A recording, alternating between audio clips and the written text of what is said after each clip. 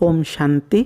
आज हम सुनेंगे व्यर्थ संकल्प को कैसे हम फुल स्टॉप लगाएंगे। उसके लिए 7 प्रभावशाली तरीका क्या है जानेंगे।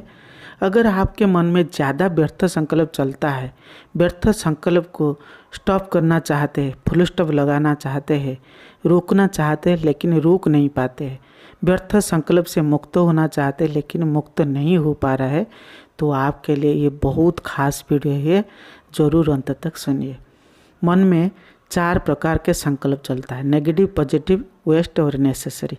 पहले चेक करें मेरे मन में कौन सा संकल्प ज़्यादा चलता है, नेगेटिव चलता है या पॉजिटिव चलता है, नेसेसरी चलता है व वेस्ट चलता है। इसको चेक करें। चेक करेंगे तभी तो हम चेंज होंगे। मान लीजिए आपके मन में बहुत व्यर्थ संकल्प चलता है, नेगेटिव संकल्प चलता है, अभी व्यर्थ संकल्प आ गया तो हम क्या करें, तुरंत सोचे आज बाबा ने क्या कहा। आ गया ना, उसको हम कैसे आउट करेंगे, तुरंत सोचेंगे बाबा ने आज क्या कहा। फिर आप क्या करें, मीठे बच्चे, क्वेश्चन आंसर, फिर धारणा, फिर वरदान स्लोगन को याद करें। 1-2 बार रिपीट अगर कर देंगे तो व्यर्थ अपने आप चला जाएगा। ये सुंदर तरीका है। दूसरा है, हम सब जानते हैं 5 कर्मेंद्रियां हैं, आँख, नाक, कान, मुख, हाथ। इसमें 3 कर्मेंद्रिय पर पूरा ध्यान देना है। 3 कर्मेंद्रिय क्या है, आँख, कान, मुख। आँख, कान, ये 2 कर्मेंद्रिय व्यर्थ को ज़्यादा इनपुट करती है। फिर क्या होता है, मन सोचता है। आप देखिए रास्ते में जा रहे हैं, जो हम देख रहे हैं, जो सुन रहे हैं, उसको फिर आप विचार जरूर करेंगे। इसलिए ये 2 कर्मेंद्रिय इनपुट करता है और जो मुख है वो आउटपुट करता है। जो सुन लिया उसको चिंतन करेंगे, फिर दूसरों को बोलेंगे। कैसे, देखिए सुंदर सी एग्जाम्पल है। मान लीजिए आप मुरली अभी सुन रहे हैं क्लास में बैठ करके, बहन ने कुछ पूछा, आपने फिर क्या कहा, उल्टा सुल्टा कुछ जवाब दे दिया। फिर सारा दिन सोचते रहेंगे क्यों कहा, ऐसा नहीं बोलना चाहिए था, सब इंसल्ट मेरे कर रहे हैं, सब हंस रहे हैं, फिर बहन ने क्या सोचेगी। इस तरह जरूर वो आत्मा सोचेगी। फिर बहन ने कुछ उल्टा सुल्टा बोल दिया तो सभी स्टूडेंट हंसने लगेंगे। फिर वो बहन भी सोचेगा आज मैंने क्यों ऐसा बोल दिया, बोलना नहीं चाहिए था, गलती हो गई। इसी तरह ये व्यर्थ संकल्प सारा दिन वो चलता रहेगा। एक व्यर्थ 10 बोल को 10 व्यर्थ क्रिएट कर देता है सारा दिन। फिर वो प्रभावी होता है। फिर असर हमारा कैसा होगा, दुख, टेंशन, चिड़चिड़ापन, इस तरह होगा। इसी प्रकार कान से भी हमने कुछ सुन लिया, क्या सुन लिया, किसी ने हमको बोल दिया अरे वो भाई शादी कर लिया है, वो बहन कहाँ भाग गई है, या आश्रम कहाँ बंद हो गया है, ये बहन ऐसा करता है। फिर हम सोचते हैं अरे वो ऐसा है, वो ऐसा करता है, हर रोज करता है, क्या करें। इस तरह सोचते रहते हैं। कान ने सुन लिया ना, फिर दूसरों को हम विचार करें, फिर दूसरों को सुनाएंगे। इसी प्रकार हम देखते हैं अरे ये भाई ऐसा क्यों कर रहा है, ये बहन ऐसा क्यों कर रहा है, ये लोग ऐसा क्यों कह रहा है। इस तरह हम देखते हैं, सुनते रहे और बोलते रहते हैं। इसलिए ये 3 कर्मेंद्रिय पर ज़्यादा ध्यान देना है। अगर आप व्यर्थ को फुल स्टॉप लगाना चाहते हैं, समाप्त करना चाहते हैं, ये दूसरा विधि हो गया। तीसरा जो विधि है, आप खाली होकर कभी नहीं बैठिए।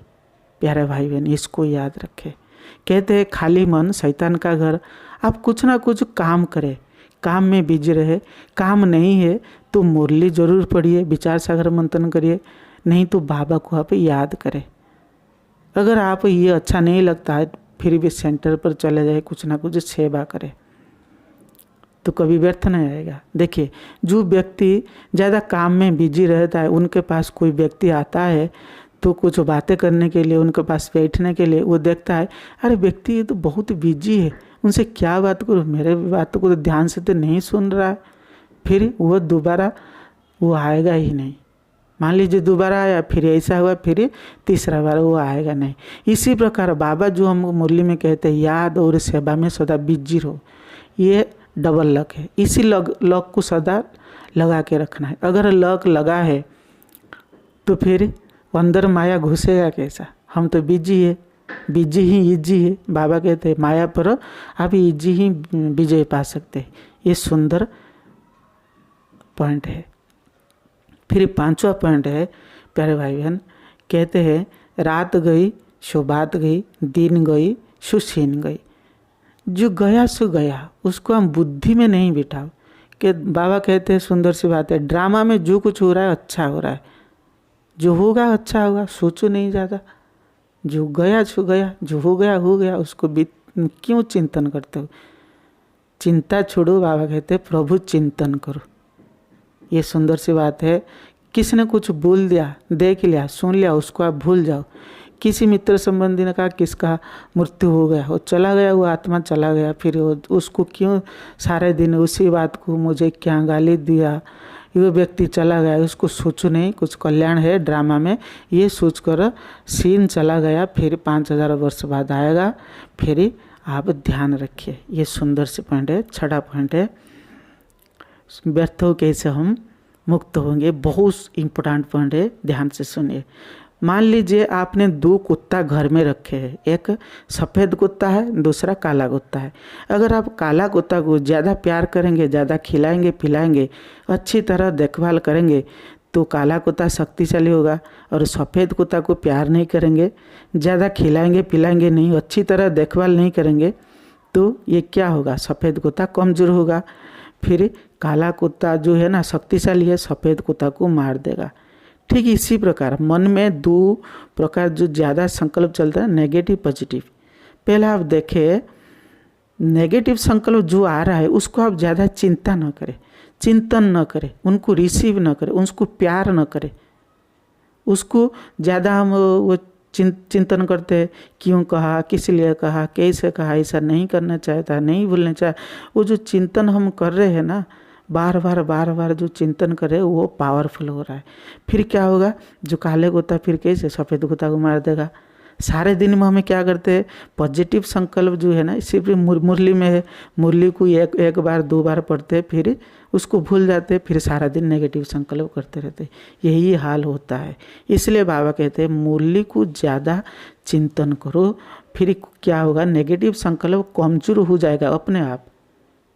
जैसे सफ़ेद कुत्ता कमज़ोर हुआ था, ये जो सफ़ेद कुत्ता जो यही है, यही हमारा पॉजिटिव संकल्प है, उसको हम पावरफुल बनाना है, उसको हम ज़्यादा खिलाना पिलाना देखभाल करना है। पॉजिटिव संकल्प को ज़्यादा ध्यान देना है, नेगेटिव संकल्प को हमें इग्नोर करना है।